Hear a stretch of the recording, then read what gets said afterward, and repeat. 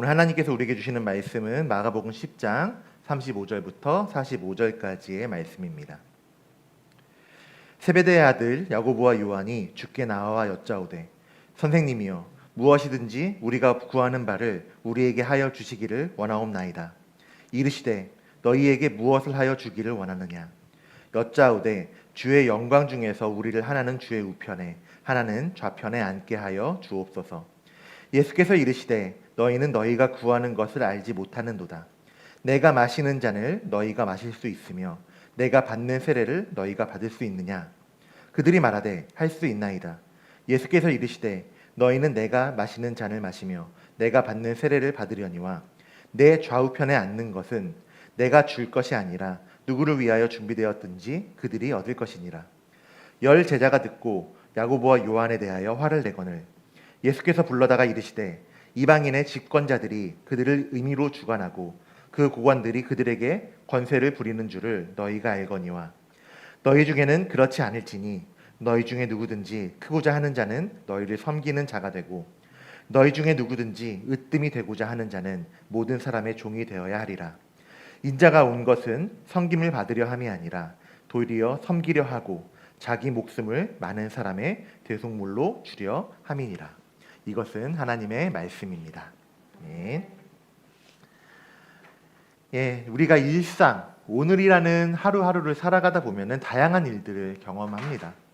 계속해서 그 말씀들을 한 5주간, 6주간 나누고 있는데요. 우리가 지난 몇 주간 일상에서 그 일어나는 일들을 주제로 말씀을 나눴습니다. 내가 잠에서 깨는 순간에서부터 시작을 해서 아침을 시작하는 것, 사소한 일로 화를 내거나 식사하는 일들, 이런 것과 같은 주제를 가지고 이런 우리 순간의 평범한 일상 가운데에서도 하나님의 은혜를 발견하고 하나님께 예배드릴 수 있다라는 것을 나눴습니다. 오늘도 마찬가지입니다. 오늘도 마찬가지로 우리가 항상 겪을 수 있는 그런 일들, 을 통해서 우리는 하나님을 발견할 수 있게 됩니다. 오늘 제목에서 볼 수 있다시피 우리가 일상에서 보내는 순간에 하나님을 발견할 수 있는 그 순간은 바로 기다리는 순간입니다. 사모님 PPT 창을 조금 이쪽으로 옮기셔야 될 것 같아요. 화면에 나오네요. 오늘날 현대 사회에는 빨리빨리 움직이는 사회라고 이야기를 하죠. 빨리빨리 하고 하는 사회라고 합니다. 식사를 주문하거나 커피를 주문할 때에도 내가 주문한 음식이 빨리 나오거나 식사 음료가 빨리 나왔으면 좋겠고, 엘리베이터를 기다릴 때도 마찬가지로 기다리지 않고 빨리 도착했으면 합니다. 그리고 이런 빨리빨리의 문화, 빠르게 움직이는 문화가 가장 적나라하게 드러나는 순간이 바로 운전할 때가 아닐까 합니다. 많은 분들이 운전을 하시겠지만 운전할 때 가장 경험하지 않았으면 하는 순간이 바로 길이 막히는 순간일 겁니다. 교통 정체의 순간이죠. 운전하다가 차를 타고 가다가 길이 막히는 거를 좋아하는 사람은 아무도 없을 겁니다. 요새는 이제 스마트폰으로 내비를 많이 보잖아요. 스마트폰으로 내비를 많이 보니까 실시간 빠른 길로 알려주게 되는데, 저도 마찬가지로 이 스마트폰으로 내비를 검색합니다. 예전에 몇 년 전에 가족들과 함께 식사하기 위해서 처갓집으로 다녀올 일이 있었습니다. 이 내비로 목적지를 지정하고 검색해서 다녀오려고 하는데, 이 내비가 그날따라 멀리 돌아가는 길을 알려주는 겁니다. 의아해했죠. 아니 왜 굳이 이 길로 알려주는 거지? 다른 길로 가는 게 훨씬 빠를 텐데.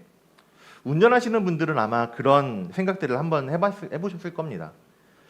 내비가 이상하다고 생각하면서 내비를 못 믿겠다라고 하면서 나는 내비를 믿지 않고 나를 믿겠다, 이렇게 생각하면서 운전을 하고, 저도 마찬가지로 제가 생각한 길로 출발을 했습니다.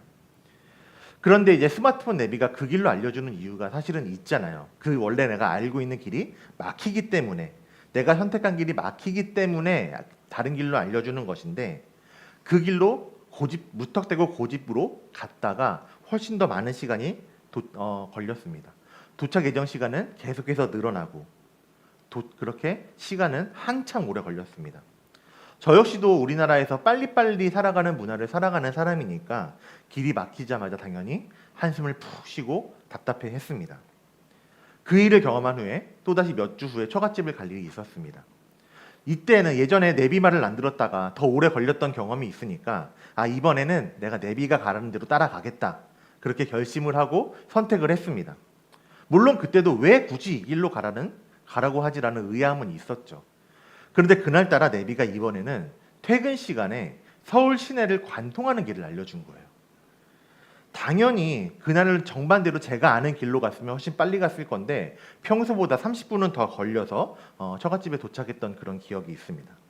당연히 이번에도 한숨을 푹 내쉬면서 답답해했죠.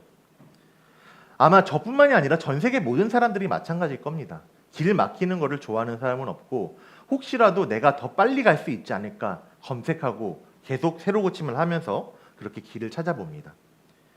사람들은 기다리는 것을 굉장히 답답해합니다. 길이 막히는 것, 엘리베이터가 늦게 내려오는 것, 혹은 컴퓨터가 느리게 켜지는 것을 보면서 혼잣말로 이렇게 중얼거리기도 하죠. 야, 100만 년은 걸리겠네. 이렇게 생각을 합니다. 실제로는 고작 몇 초 아니면 몇십 초 정도만 더 소요될 뿐인데 말이죠. 이렇게 우리는 많은 부분에서, 일상의 많은 부분에서 기다리는 일을 답답해하고 싫어하기도 합니다. 한국이 우리나라가 전 세계에서 인터넷이 가장 빠른 나라입니다. 이런 것을 자부심으로 사람들이 느낄 정도로 우리는 빠른 것들을 선호하고 또 빠른 것들을 익숙해합니다. 말씀드렸던 것처럼 우리는 많은 부분에서 기다리지 못하고 빨리빨리 하려고 하고 빨리 하지 못하면 안절부절합니다. 그래서 운전할 때도 경험해 보셨을 거예요. 조금 빨리 가는 것 같은 차선을 찾아서 요리조리 끼어들고 왔다 갔다 하기도 하죠. 물론 그렇게 내가 차선을 옮길 때마다 원래 내가 가던 차선이 더 빨리 가는 기적이 일어나기도 합니다. 이러다 보니까 우리는 빨리빨리 살아가는 문화를 살아가다 보니까 신앙생활에서도 내가 은혜를 받는 것도 빨리빨리를 찾게 됩니다. 예배 가운데 은혜를 내가 지금, 내가 즉시 빨리 받아야 한다. 은혜를 빨리 받아야 한다라는 그런 생각에 사로잡히기도 합니다. 은혜 받는 일을 하나님의 때가 아니라 나의 때, 나의 시간을 기준으로 생각하고 판단하면서 그렇게 요구하고 바라고 있다라는 것이죠. 그렇게 우리는 은혜라는 시간조차도, 신앙생활조차도 시간의 통제권을 내가 잡으려고 합니다. 스위스의 신학자인 폰 발타자르라는 신학자가 이런 이야기를 했습니다. 한번 좀 띄워주시겠어요? 하나 넘기시고, 네. 앞으로 가야 됩니다. 네.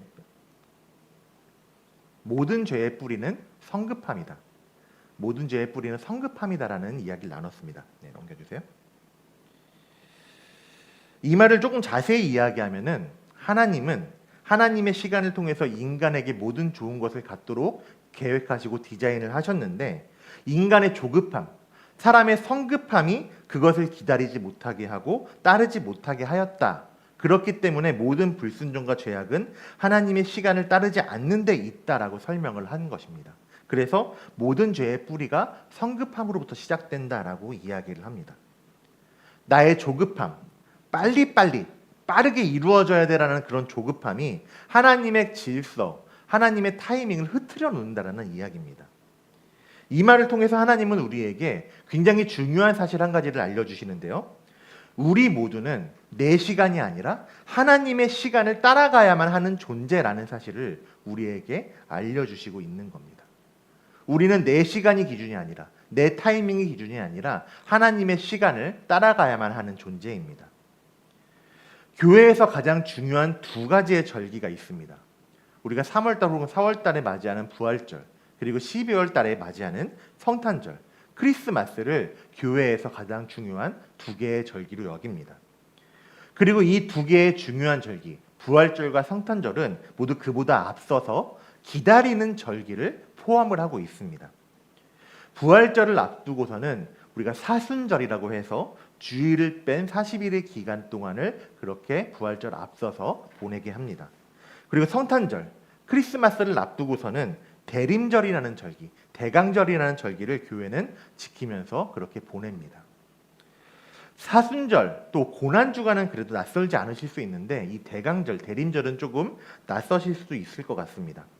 대강절이라는 것은 메시아의 강림을 기대하면서 기다린다라는 의미의 단어입니다. 메시아의 강림, 메시아의 오심을 기다리면서 기대한다, 이런 의미를 가지고 있습니다. 구약 성경을 통해서 메시아가 이미 오실 것이다라는 말씀을 하나님께서 말씀을 하셨죠. 이 약속된 메시아가 오시는 것을 기다리는 것, 메시아로 오실 예수님을 기다리는 절기가 바로 대강절입니다. 성탄절을 앞서서 4주간의 기간 동안 교회는 대강절 혹은 대림절, 강림절이라는 이름으로 해서 이렇게 메시아로 태어나실 예수님을 기다리는 절기를 보내게 됩니다. 또 부활절을 앞두고 기다리는 사순절을 통해서 우리는 죄로 인해 타락한 죄인이 어떻게 구원받는지에 대해서 발견하게 됩니다. 부활절보다 앞서서 사순절을 우리가 보내면서 이 땅에 인간의 모습으로 오신 하나님, 그 예수님의 생애를 돌이켜보게 됩니다. 그것을 돌아보면서 나를 위해 왜 예수님이 그때 이 땅에 오셨고 왜 고난당하셨고 죽임당하셨는가, 그것을 묵상하면서 이 사순절을 보내면서 부활절을 기다리는 시간을 보냅니다. 부활하신 예수님을 기다리는 시간을 우리가 보내게 되는 겁니다. 이 교회의 중요한 두 가지 절기 앞에 우리는 다 기다리는 시간을 보내고 있다는 겁니다. 예수님의 탄생, 그리고 우리의 죄를 대속하시기 위해 구원자로서의 사역, 그 일을 이루신 것, 그 모든 일들이 기다림 없이는 이루어지지 않았습니다. 그리고 그 기다림이라는 시간은 하나님의 시간, 하나님의 타이밍을 이야기하는 것입니다. 우리가 절기라고 이야기하는 것을 다른 말로 교회력이라고 이야기를 하거든요. 교회력에 있어서 준비 기간이 없는, 기다림이 없는 기쁨은 하나도 없었습니다. 우리는 그 기다림을 통해서 하나님께서 우리들에게 하나님의 순간, 하나님의 타이밍을 기다리면서 그것을 기대하며 살아가는 존재라는 것을 발견하고 또 깨닫게 하신다라고 말씀을 통해서 알려주고 있습니다. 오늘 우리가 마가복음 10장의 말씀을 함께 나눴죠. 오늘 말씀에서 우리는 예수님의 제자들의 모습을 보게 됩니다. 예수님께서 이 땅에 오셔서 사역하시는 동안에 예수님은 혼자서 사역하지 않으셨습니다. 제자들과 함께 사역하셨습니다. 그리고 제자들에게 가르치셨죠. 그렇지만 제자들은 그 예수님과 함께 다니고 예수님의 가르침을 받음에도 불구하고 예수님의 구원자 되심, 메시아 되심에 대해서 조금 오해하고 있었습니다. 이 제자들 역시도 예수님께서 메시아라는 것을 인정을 했는데, 그런데 어떤 메시아로 인정을 했냐면은 정치적인 메시아로 인정을 했습니다. 예전에 이스라엘의 가장 뛰어나고 강한 왕이 다윗이었습니다. 예수님을 다윗 왕과 같은 이스라엘의 강력한 왕, 정치적인 메시아가 되어서, 혁명자가 되어서 당시에 이스라엘 사람들을 압제하는 로마로부터 구원을 내는 메시아로서의, 정치적인 메시아로서 예수님을 기대하고 그렇게 따랐습니다. 그렇게 여기다 보니까, 예수님을 정치적인 메시아로 여기다 보니까 제자들은 함께 다니고 있지만, 함께 살아가는 공동체이지만 그 안에는 제자들끼리 시기와 질투가 있었습니다. 왜냐하면 자기들이 기대하는 그날, 예수님께서 왕에 오르는 그날이 되면은 자기가 더 높은 자리, 자기가 더 높은 위치에 오르고 싶어하는 마음이 그들 가운데 가득했기 때문이었습니다. 다들 12명의 제자들이 다 그런 마음을 가지고 있는데, 오늘 말씀에서 등장하는 세베대의 두 아들 야고보와 요한이 다른 제자들보다 먼저 치고 나가게 됩니다. 오늘 말씀 37절에서 야고보와 요한은 예수님께 이렇게 이야기를 합니다. 여짜오되 주의 영광 중에서 우리를 하나는 주의 우편에 하나는 좌편에 앉게 하여 주옵소서. 터무니 안 띄워도 될 것 같아요. 그냥 화면 그냥 놔둬주세요. 네, 제가 다시 한번 읽어드릴게요. 여짜오되 주의 영광 중에서 우리는 하나는 주의 우편에 하나는 좌편에 앉게 하여 주옵소서. 야고보와 요한이 이렇게 이야기했다라는 겁니다. 이게 무슨 뜻이냐면, 야고보와 요한, 우리 형제를 우리나라처럼 좌의정, 우의정처럼 그렇게 두어서 예수님이 왕이 되시는 그때에 왕의 최측근이 되게 하여 주십시오. 이렇게 요구하고 요청한 겁니다. 제가 방금 야고보와 요한이 먼저 치고 나갔다라고 말씀을 드렸죠. 이 표현 그대로, 먼저 치고 나갔다라는 표현 그대로 두 사람은 다른 제자들보다 앞서 나가고 싶은 마음, 더 높은 자리에 있고 싶어하는 마음이 가득해서 그렇게 요청한 것입니다. 세상적인 관점으로는 야고보와 요한은 현명한 사람입니다. 성공하기 위해서는 타이밍을 선점해야 한다라고 이야기를 하죠. 제가 컴퓨터를 어릴 적에 전공을 했는데 컴퓨터를 전공한 사람치고 옛날에 인터넷으로 배달 음식을 주문하는 방식에 대해서 생각하지 않았던 사람이 없을 겁니다.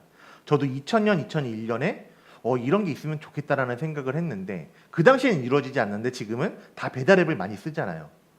이 배달 앱이 성공한 이유가 타이밍을 잘 맞췄기 때문에 스마트폰이 상용화가 되고 스마트폰을 쓰는 것을 일반화됐기 때문에 이 배달 앱이 성공을 했던 겁니다. 타이밍을 잘 맞췄기 때문에 이 배달 사업이 성공을 하게 된 것처럼 성공하기 위해서는 아이디어를 누가 먼저 내고 거기서 끝나지 않고 이 아이디어를 누가 먼저 적절한 타이밍에 실행시키느냐, 이렇게 해야 성공을 할 수 있다라고 이야기를 합니다. 세상적인 관점으로 보면은 야고보와 요한이 현명하다고 할 수 있는 그 이유는 그 타이밍을 먼저 잡은 사람들이기 때문일 것입니다. 나머지 10명의 제자들이 서로 눈치를 보면서 누가 먼저 이야기하지? 이렇게 눈치를 보고 있을 때 야고보와 요한 두 사람이 먼저 치고 나간 것이죠. 세상적인 관점으로는 이것이 성공이지만 야고보와 요한 두 사람은 그뿐 아니라 그리고 나머지 10명의 제자들 역시 하나님의 뜻, 하나님의 타이밍을 오해한 사람들이었습니다. 이 시기의 제자들 모두 예수님의 구원자로서의 본질을 제대로 깨닫지 못하고 있었죠. 아까 말씀드린 것처럼 예수님을 강력한 정치적인 왕이 될 것이다라고 기대를 했습니다. 이렇게 오해하는 제자들에게 예수님께서는 자신이 이 땅에 오신 이유에 대해서 이렇게 말씀해 주시고 있습니다. 오늘 말씀 45절 마지막 부분 보면은 인자가 온 것은 섬김을 받으려 함이 아니라 도리어 섬기려 하고 자기 목숨을 많은 사람의 대속물로 주려 함이니라. 이렇게 말씀을 하고 있습니다. 예수님은 이 말씀을 통해서 예수님이 이 땅에 오신 그 목적이 무엇인지, 그리고 그 목적이 언제 어떻게 이루어지는지에 대해서 우리에게 알려주셨습니다. 예수님은 섬김을 받는 왕이 되기 위해서 오신 것이 아니라, 높은 자리에 앉는 왕이 되기 위해서 이 땅에 오신 것이 아니라 섬기기 위해서 이 땅에 오셨고 자기 목숨을 많은 죄인의 죄를 대신 지는 대속물로서 주기 위해서 이 땅에 오셨다라고 말씀을 하고 있습니다. 자, 그리고 그 일은 그 즉시, 예수님이 이 땅에 오신 그 즉시에 이루어지지 않았습니다. 하나님의 시간, 하나님의 타이밍에 그 일이 이루어졌잖아요. 제자들 역시 이 말씀, 예수님의 말씀을 온전히 깨닫기 위해서는 더 많은 시간이 필요했습니다. 제자들은 자기들이 오해했던 예수님의 메시아 되심에 대해서 예수님께서 체포당하시고 고난당하시고 죽임당하시고 부활하신 후에도 그런데도 깨닫지 못하고 있다가, 그리고 부활하신 예수님께서 승천하신 후에 사도행전 2장에 나오는 그 자기들이 모여서 기도하던 오순절 마가의 다락방에서 그 사실을 비로소 깨달았습니다. 굉장히 긴 기다림이 있은 후에야 예수님께서 어떤 메시아로 이 땅에 오셨는가를 발견하게 되었다라는 것이죠. 그 긴 기다림을 경험한 후에 제자들은 구원의 기쁨을 비로소 누리게 되었고, 그 기쁨을, 바로 복음을 사람들에게 전하게 된 것입니다. 대부분의 사람들은 지금 이 순간 행복을 원합니다. 내일 이루어지는 것을 기다리지 못하고 마음을 조급해합니다. 지금 성취와 만족, 그리고 내 문제의 해결이 이루어지기를 바라고 그것을 누리려고 합니다. 교회에서도 마찬가지죠. 지금 이 순간 은혜 받아야 한다라고 생각하면서 하나님의 타이밍이 아니라, 하나님의 때가 아니라 나의 때를 기준으로 삼으면서 살아갑니다. 하지만 그것은 우리의 오해에서부터 비롯된 것입니다. 많은 사람들이 이 은혜 받음에 대해서 오해하는 부분이 한 가지 있는데, 그것은 무엇이냐면 오늘 우리가 계속 나누고 있는 것처럼 은혜 받는 것에 대한 시간적인 오해를 하면서 살아갑니다. 때로는 우리들은 내가 기도하는 그 즉시 하나님의 응답이 이루어져야 한다라고 생각을 합니다. 우리 가족들이 내가 기도하는 그 순간에 은혜를 받아서 예수님을 영접해야 한다라고 생각을 합니다. 그러면서 그것이 이루어지지 않으면은 이렇게 생각하죠. 하나님, 나는 급해 죽겠는데, 너무 급한데 왜 응답해 주지 않으세요? 왜 내 기도를 들어주지 않으세요? 이렇게 오해하며 생각하고 하나님께 묻습니다. 그러다 보면은 기도의 응답이 없을 때, 내 타이밍에, 내 순간에 기도의 응답이 이루어지지 않으면은 좌절하거나 실망하거나 아니면은 내가 신앙생활을 잘못했구나, 내가 기도를 잘못했구나, 이렇게 자기를 책망하기도 합니다. 내 기도가 모자랐구나라고 생각을 하기도 한다라는 거죠. 그런데 지금 응답받아야 한다. 지금 은혜를 받아야 한다. 이 지금이라는 그 기준 역시도 나의 기준이 아닌가, 내가 바라는 때가 아닌가 생각해 보아야 합니다. 우리는 하나님의 때, 하나님의 타이밍, 그리고 그 속에서 일하시는 하나님의 방법을 기다리는 습관을 기르며 살아가야 합니다. 구약 성경 다니엘 3장에서는 다니엘의 세 친구가 등장을 합니다. 사드락, 메삭, 아벳느고라는 세 명의 친구가 등장을 하는데 이 세 명이 큰 일을 당하게 됩니다. 어떤 일이냐면 당시에 바벨론의 왕이었던 느부갓네살이 금으로 신상을 만듭니다. 이 금으로 신상을 만들고 이 신상의 모든 백성들이 절하고 경배하게 합니다. 우상을 숭배하도록 한 거죠. 그런데 사드락, 메삭, 아벳느고는 하나님을 믿는 사람들이었습니다. 그렇기 때문에 이 우상에게 절하지 않는 일로 사람들에게 잡혀가게 됩니다. 그렇게 느부갓네살 왕 앞에 선 이 세 사람에게 느부갓네살 왕은 이 신상 앞에 절하지 않으면은 너희들을 풀무불 가운데, 지금으로 치면은 뜨거운 용광로 가운데 던져 넣어서 죽여버리겠다라고 협박을 합니다. 그런데 세 사람은 그 협박에 굴복하지 않으면서 이렇게 이야기합니다. 다니엘 3장 17절인데요. 왕이여, 우리가 섬기는 하나님이 계시다면 우리를 맹렬히 타는 풀무불 가운데서도 능히 건져내시겠고 왕의 손에서도 건져내시리이다. 하나님께서 우리를 구원하실 겁니다 라고 자신만만하게 이야기를 합니다. 굉장한 믿음이죠. 하나님이 건져내실 것이다 라는 고백입니다. 그런데 이 고백도 중요한데 이후에 이 세 사람이 이야기하는 또 다른 고백이 우리에게 더 큰 은혜를 줍니다. 이어서 세 사람이 이렇게 고백을 하는데요. 그렇게 하지 않으실지라도, 하나님이 그 순간, 지금 이 순간 우리를 건져내지 않으실지라도, 구원해내지 않으실지라도 하나님의 놀라운 일은 일어날 것입니다라고 고백하는 것입니다. 하나님이 우리를 건져내시겠지만 그렇게 하지 아니하실지라도 하나님의 선하신 계획이 있음을 우리는 믿습니다라는 고백을 이 세 사람이 하고 있는 겁니다. 사람들이 생각하는 타이밍은 풀무불에 들어가는 것을 막으시거나 아니면 그 풀무불에 들어가서도 생명을 죽지 않고 살아가는 것이 우리 사람들이 원하는 타이밍일 것입니다. 이렇게 자기들의 목숨이 경각에 달려있는 상황임에도 불구하고 이 세 사람은 지금 우리를 구원하지 않으시더라도 하나님의 계획을 우리는 신뢰합니다라는 고백을 하고 살아가는 겁니다. 이렇게 이 세 사람은 이 모습을 통해서 나의 때가 아니라 하나님의 시간, 하나님의 순간을 기다리는 것이 얼마나 큰 은혜이고 그것이 얼마나 올바른 신앙생활을 하는 것인지를 우리에게 보여주고 있습니다. 하나님의 시간은 우리의 생각과 우리의 기대를 뛰어넘으십니다. 구약성경 에스겔서를 통해서 하나님께서는 이렇게 예언하셨습니다. 이스라엘이 하나님의 백성이지만 그들이 죄를 범했기 때문에 다른 나라의 침략으로 인해서 멸망하고 포로로 끌려가게 될 것이다. 그렇지만 그것이 끝이 아니라 다시 포로 생활에서 돌아오게 될 것이다라는 예언을 하셨습니다. 잠시만 물 좀 마시겠습니다.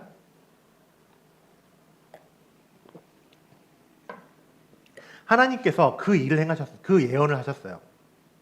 이스라엘이 멸망해서 포로로 끌려가겠지만 다시 포로에서 해방돼서 돌아올 것이다. 근데 그 일이 바로 이루어지지 않았습니다.